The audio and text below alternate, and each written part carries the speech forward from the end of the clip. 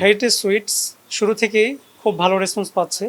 এখানের প্রতিটি মিষ্টিতে রয়েছে মুঘল ঐতিহ্যের সেই বিশেষ প্রণালীতে তৈরি, যেখানে নিখাত স্বাদগুলো গাঁথা রয়েছে।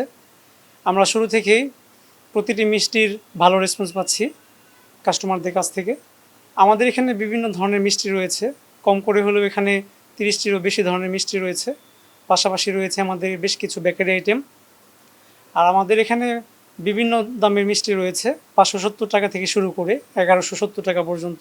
আমাদের হেরিটেজ সুইটসের বেশ কিছু সিগনেচার মিষ্টি রয়েছে, যেগুলোর আমরা খুব ভালো রেসপন্স পেয়েছি, যেগুলোকে আমরা হটসেল আইটেম বলে থাকি। তার মধ্যে অন্যতম হচ্ছে দিল্লি চমচম, কমলাভোগ ছানার জিলাপি, চকলেট পেস্ট্রি, জাফরান ভোগ এবং আরও বেশ কিছু মিষ্টি রয়েছে।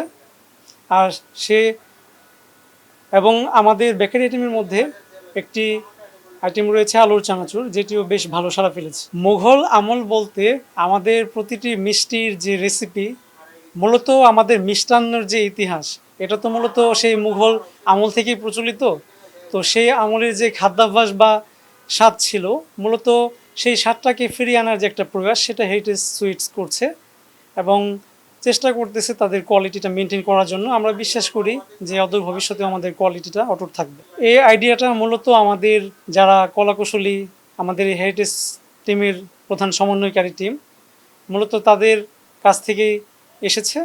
এখানে যেহেতু হেরিটেজ সুইটসে মুঘল রেসিপির কথা বা মুঘল ঐতিহ্যের কথা বলা হয়ে থাকে, তো সেই দৃষ্টিকোণ থেকে মূলত এই বিভিন্ন ধরনের চিত্রকর্ম বা বিভিন্ন ধরনের সিগনেচার অ্যাক্সেসরিজ রাখা হয়েছে, যাতে মানুষ একটু হলেও ফিল করতে পারে বা বুঝতে পারে যে না, এখানে মুঘল ঐতিহ্যের বা মুঘল রিলেটেড কিছু রয়েছে।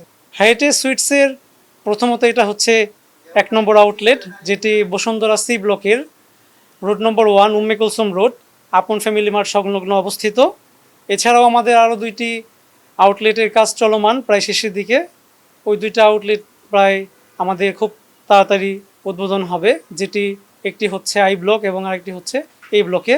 কোয়ালিটি আসলে খুবই ভালো। আর মিষ্টি, আমি লাড্ডুটা পছন্দ করি, লাড্ডু নিয়েছি, সাদা মিষ্টি নিয়েছি, নর্মাল যেগুলো আছে ওটাও নিয়েছি, গোলাপ জামুনও নেওয়া হয় মাঝে মাঝে। তো ভালো লাগে, আমার বাচ্চারাও খায়।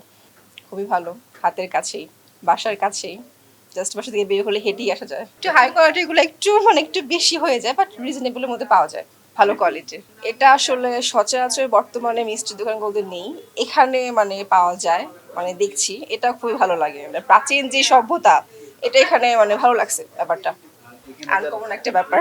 না, এখানের আমি সবসময় করি, এখানে আমি যেহেতু বসুন্ধরার বাসিন্দা, এখান থেকে নেই সব কিছু।